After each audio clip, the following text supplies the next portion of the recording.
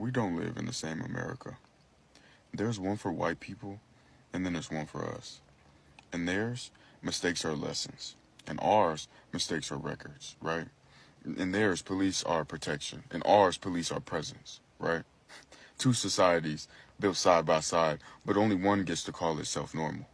They tell us to rise through education, but our schools are funded by property taxes. That means your future depends on your zip code, right? You getting me? If your neighborhood is poor, your school is too. That's not a flaw in the system. That is the system. Underfunded schools, over-policed blocks, and a pipeline that starts with suspension and ends in incarceration. But then they say just work hard. But they built the ladder on a tilted floor, right? They set the standards too. Beauty that favors straight hair and pale skin.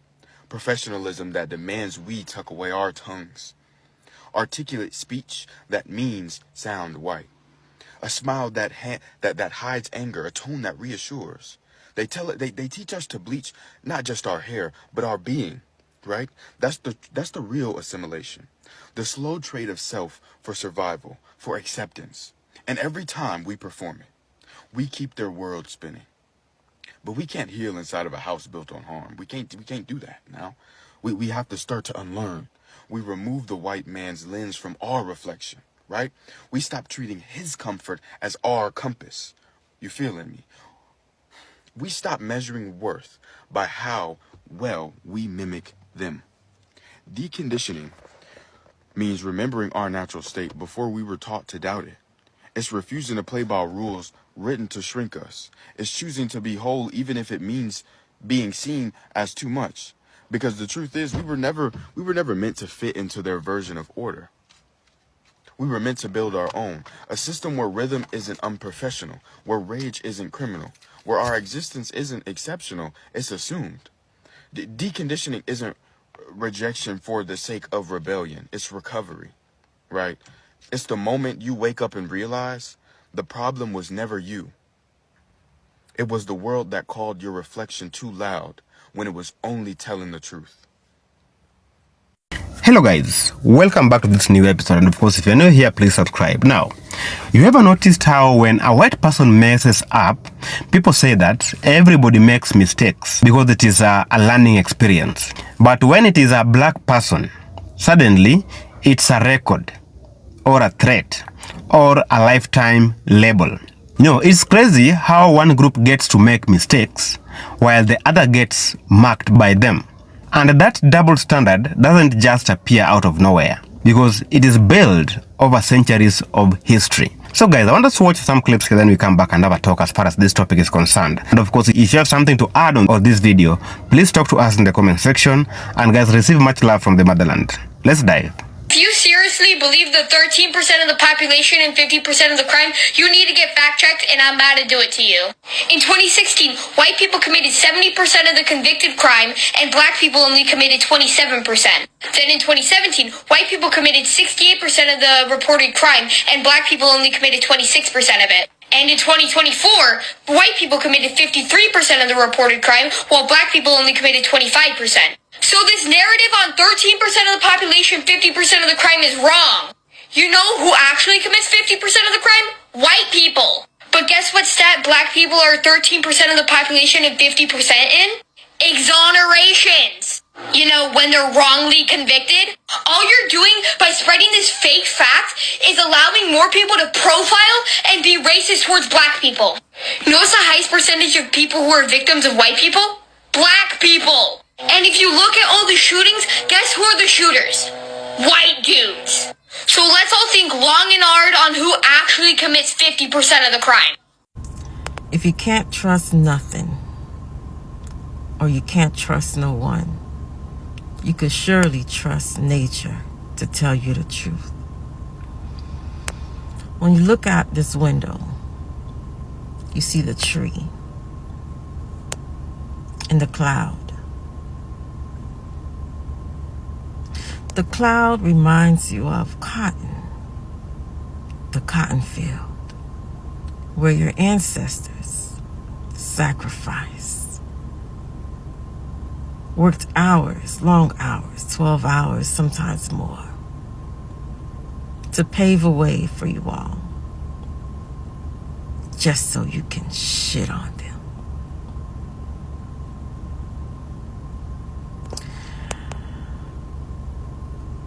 These clouds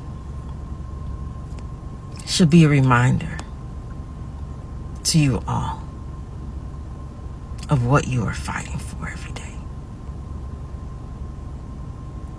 Why you are here and what is your purpose.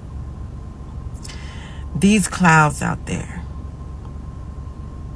on top of those trees, that reminds you of that cotton, should remind you every day of where you will go, what you will be doing if you all don't get it together.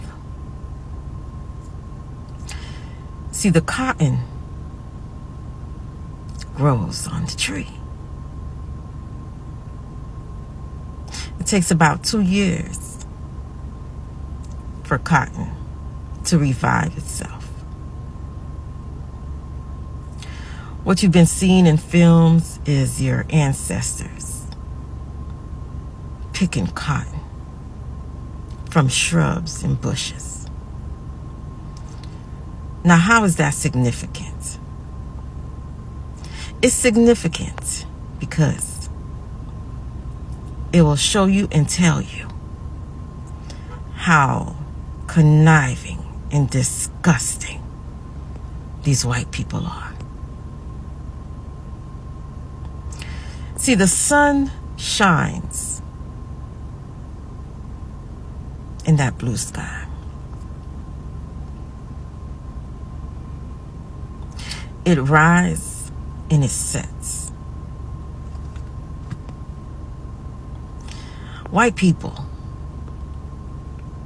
didn't want to work the cotton field. Not because they couldn't, but because they got a lot of pleasure of watching your ancestors sacrifice their lives,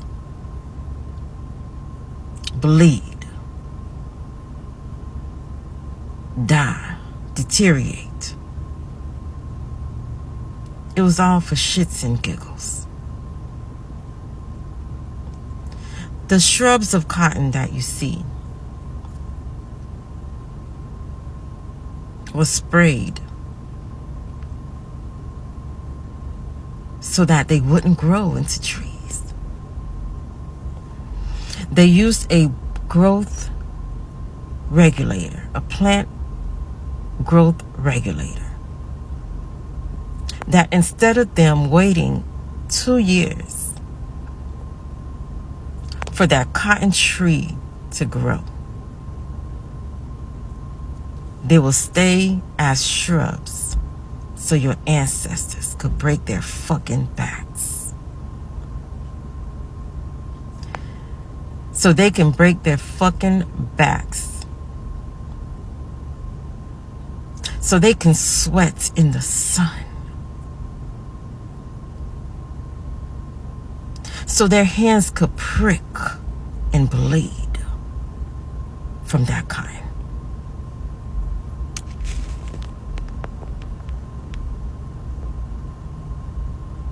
They could have waited 2 years. They chose not to.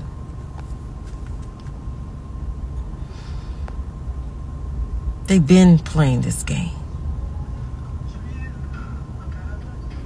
manipulating shit, trying to play God and shit. They're unnatural to this world. It was all for shits and giggles what they did to your ancestors. They enjoyed it. They could have waited for that cotton tree to grow. 2 years, that's all it took.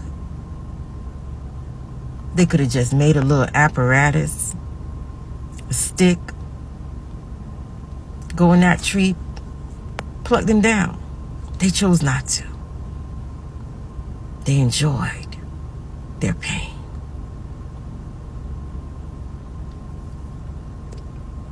The same way they enjoy your pain now. Going to work every day. Not having time for your children. Not having time for yourself. They enjoy it.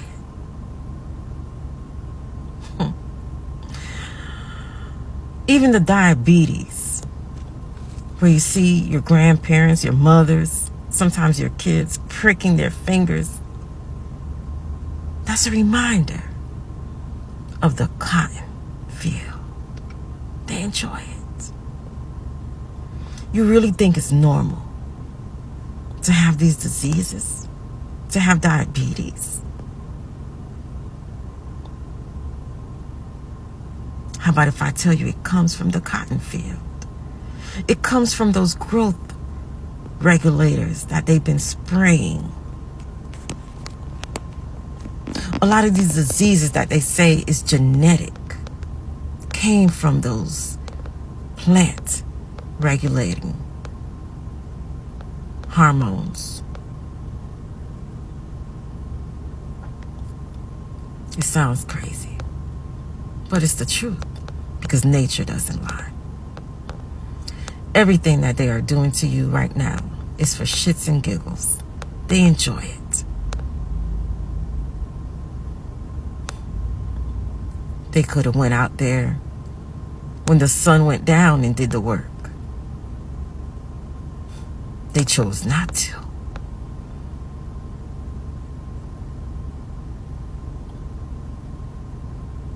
They could have worn some protective clothing and went out there. They chose not to.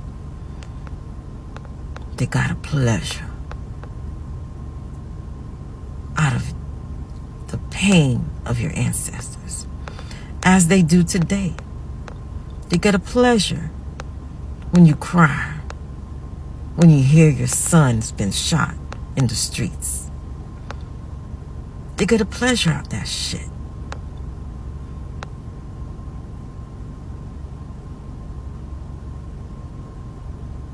And there you are,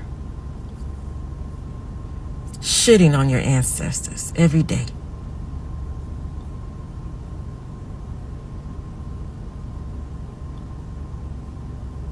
Because you think it won't be you. It can't be you that's going to go through this. You're going through it now.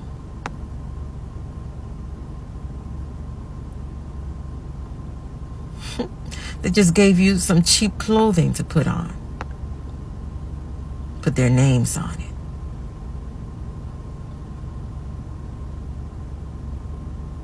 You're no different from your ancestors. That's you right there, working that cotton field,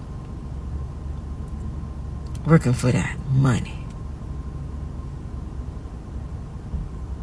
That's what it's made of. Hybrid cotton. It's hybrid, not even real cotton. Fake shit. Just so they could laugh at you. So before you say you're not your ancestor, look outside, look up. Look at them clouds. You're in the cotton field. You know what I think we need to do? We need to start teaching our children the same thing that they are teaching their children. They're teaching their children to white people. They're teaching them how to be from a small age. And our little white children are growing up and going out into this world not prepared, feeling guilty, thinking that there's something wrong with them. And I think that, I know that it probably sounds a little out there, but our little one, they need to be prepared what could happen to them in certain situations. These people say they're the ones that live in fear, And they're the ones that are scared. And there's all these sundown towns and everyone's against them when we all actually know the truth. And our kids and our family members and just people that are not aware of what's really out there working against us, they need to know.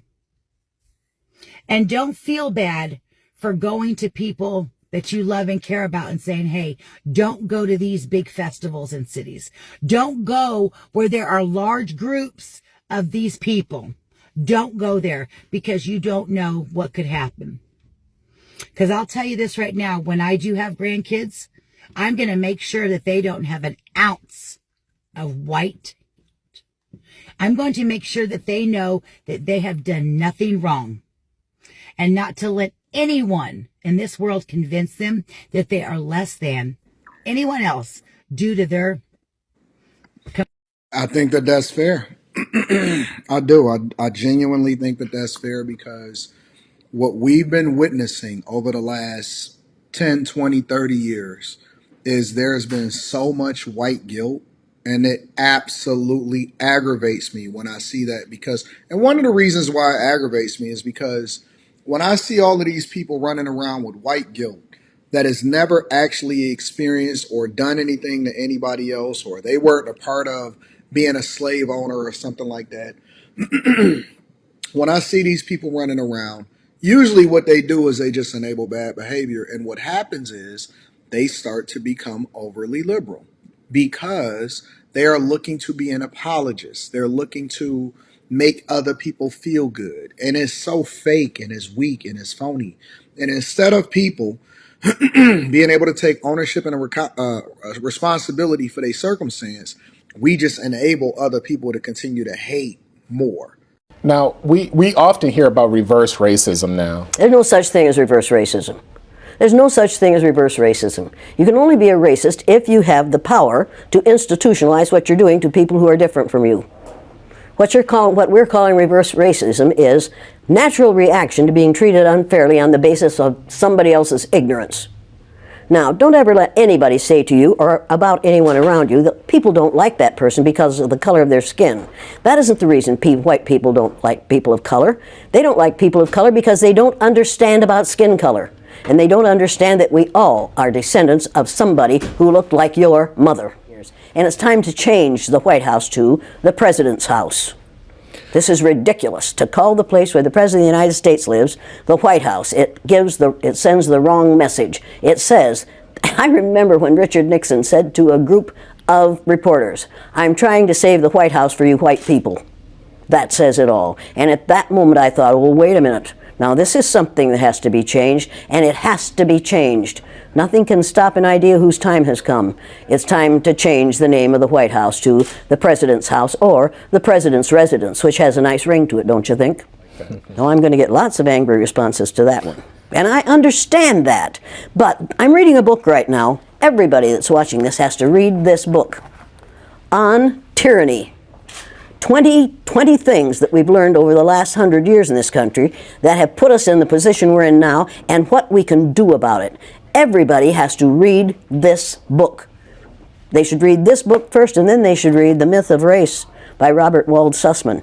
And once you've read The Myth of Race, you will never, ever again go along with the idea that there are 3 or 4 or 5 different races. It was a lie made up by the people who ran the Spanish Inquisition. And before that, there were different colors, but race had nothing to do. There was only one race, the human race. We made that whole thing up. It's time to get rid of it. We have the power to do that. This country got ready for World War II in about 6 months. And you're telling me that we can't destroy racism? White people created racism. Anything you create, you can destroy. God created human beings, the human race, and they started out black women. White people created racism. Human beings created racism. It's time to get over it. Elliot. Today, most urban sectors, especially Milwaukee, remains hyper-segregated. Why is it taking so long, or why doesn't it seem like we can move the button on diversity in neighborhoods? Because the people who have the power in this country are the people who have the money. And the people who have the money are going to decide where people live. You need to realize that there are more children attending segregated schools in the United States today than there were previous to Brown versus Board of Education, and that's a fact. You need to realize that it is not the intent of white people to let this situation change in favor of anyone but themselves. And right now, white people are really frightened. If you don't understand the destruction of Planned Parenthood offices, and you don't understand the wall that we're going to build on the southern border of the United States, you haven't read the book The Birth Dearth by Ben Wattenberg. Ben Wattenberg was a brilliant Jewish man who was a member of the American Enterprise Institute, and he wrote a book, the first paragraph of which says, "The main problem confronting the United States today is there aren't enough white babies being born in this country." He was an advisor to presidents of the United States. He wrote the book in 1987. He says if we don't change this and change it rapidly, white people will lose their numerical majority in this country, and this will no longer be a white man's land. Now, I'm not misrepresenting this. I'm telling you almost exactly what he says. He says there are 3 things we can do to solve this. Number 1, we could pay women to have babies, as they have been doing in Western European nations for years. Then he says, and these are his words, not mine, unfortunately, we would have to pay women of all colors to have babies, so we don't want to do that. He says the second thing we could do is increase the number of legal immigrants that are allowed into this country every year. Then once again he says, unfortunately, the vast majority of those wanting to come to this country today are people of color, so we don't want to do that. The third thing he says, and women had better pay attention to this, 60% of the fetuses that are aborted every year are white. If we could keep that 60% alive, that would solve our birth dearth. Does that sound like racism to you? And if it doesn't, I want to know why it doesn't. If it doesn't, you don't understand what racism is. And I think it does. Right. A lot of people don't understand the trauma associated with race and racism. Can you talk a little bit about the trauma associated with? The trauma associated with it? Yeah. One of the main traumas is it tells white people that they are superior because of the lack of melanin in their skin. And then they find out suddenly that we've got a black president. That's traumatic. That's where the trauma is. Living a lie, finding out the truth is traumatic. Finding out now, recently, that within 30 years, white people will be in the numerical minority in this country is going to be traumatic. And that's the reason we have to solve this problem, and we have to solve it now. I will ask folks tonight, how many of you black folks want to get even with all white people? And that's what white people are quite certain blacks are going to want to do, is get even with all white people. And nobody will raise their hand. And then I'll say, how many of you want to get even with 1 or 2? Every hand will go up, and you know why, and so do I. White people are scared to death right now, particularly white males. They're scared to death that they are going to lose their power in the future. And they are. But if you want to get ready for the future, if you want to be treated well in the future, treat others well in the present. What we do in the present constructs the future. What we have done in the past, we can learn from that.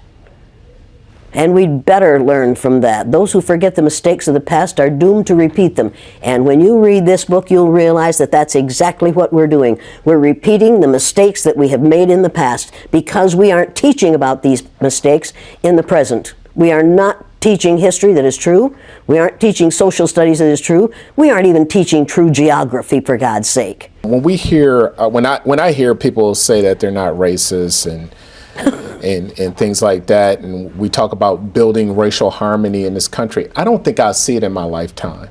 Can you predict in the near future or far future when we will ever have racial harmony in this country? In 30 years, white people will have found out that they have no choice but to get along with those who are different from themselves. I'm not willing, I'd love to wait, but I can't. At my age, I'm not going to be here in 30 years. But we could change this situation if we chose to. During the Second World War, we called the Japanese, and you'll pardon me, but this is what we called them, slant-eyed little yellow We didn't say that about the Germans. After the war, we rebuilt Germany and Japan, and we get along beautifully with the Japanese. That was in 1945 that we finally won that war. How many years ago was that? Figure that out quickly. I'm not a math person, but... You're not a math person, but you know it wasn't that far. Right. And it didn't take 50 years for us to have peace with the Japanese and the Germans, even though we dropped 2 atomic bombs on Japan. The Japanese hadn't killed 10 million people. Nowhere near that. We didn't drop any bombs on Germany, any atomic bombs on Germany. They were a different kind of people. We couldn't afford to do that. We killed How many Japanese people with 2 atomic bombs? And they forgave us. You want to talk about forgiveness? You want to talk about changing this thing? I cannot understand how Japanese people can stand the sight of any of us, and yet they do. I cannot understand why black people who have been subjected to the ugliness that they've been subjected to in this country can get up every morning and go to work among us and not be absolutely furious. And I don't understand why we allow white people to behave the way they do. I don't understand that. And my 3rd graders, after they'd gone through the exercise, couldn't understand it and wouldn't tolerate it. And when they went up to junior high and a junior high teacher used the N-word, one of my former students said, "If you're going to use that word, I'm going to go out in the hall until you stop using it, because we don't use that word in this school." That was a 7th grader who told his teacher off. When we have enough students who are willing to confront people who are making racist, sexist, ageist, homophobic statements, we're going to be better off. We have got to stop tolerating the intolerable. If it's intolerable for my black cousins, and every black person on this earth is one of my cousins, if it's intolerable for them, it's intolerable for me. I will not tolerate it. I will not tolerate it. That is not that. I am required not to tolerate that kind of treatment for the people who are related to me. And that's every person on the face of the earth. If your ignorance is such that you'll mistreat somebody because of your ignorance about the color of their skin, don't do it around me. Number 1, I've been threatened with death lots of times. Now I say, go for it, fool. My husband died 4 years ago. Being with him would not be a bad thing for me. Death is not the worst thing that can happen to you.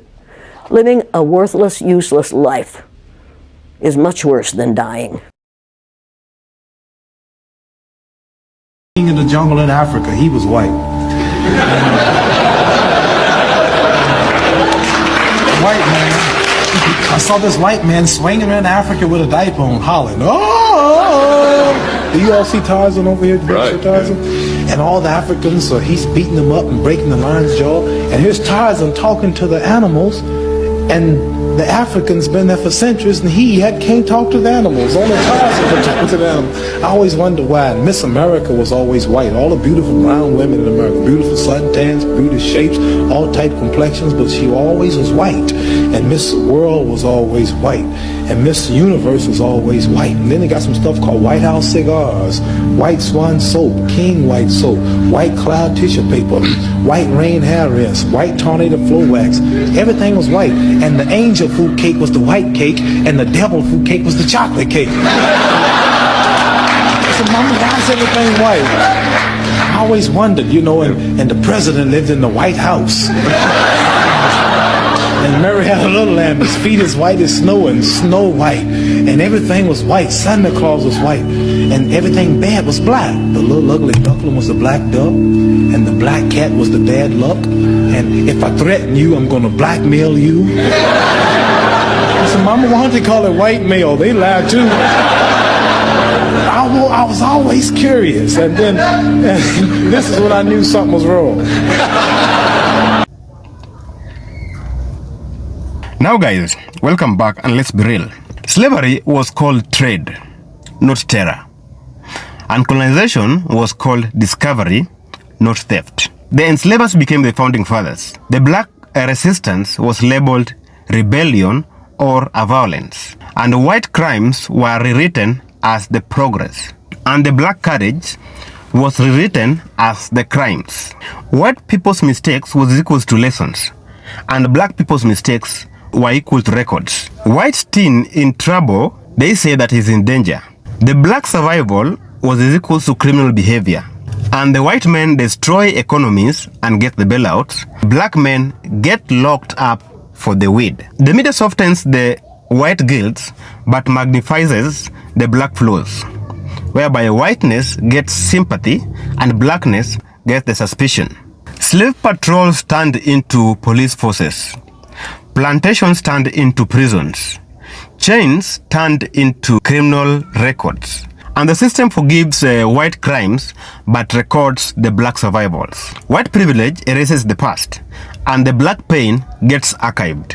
Black people lived under pressure to be perfect. white failure is equals to human, and the black failure is equals to proof. Society teaches us that grace isn't for everyone, and the system makes black people afraid to fall. From slavery to segregation, blacks kept going. From change to change, blacks kept building. They recorded our pain as black people, but we turned it into power. We all remember Harriet, Malcolm X, Mandela. All had records.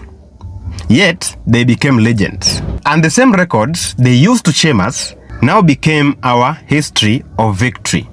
So, next time you hear someone says that everybody makes mistakes, remember that not everyone gets the same kind of forgiveness. Because white mistakes are erased, and black mistakes are remembered and recorded. Until justice stops being color-coded, black existence will always be judged more than learned from. So guys, what do you think about this video? Please talk to me in the comment section. If you love this video, please subscribe.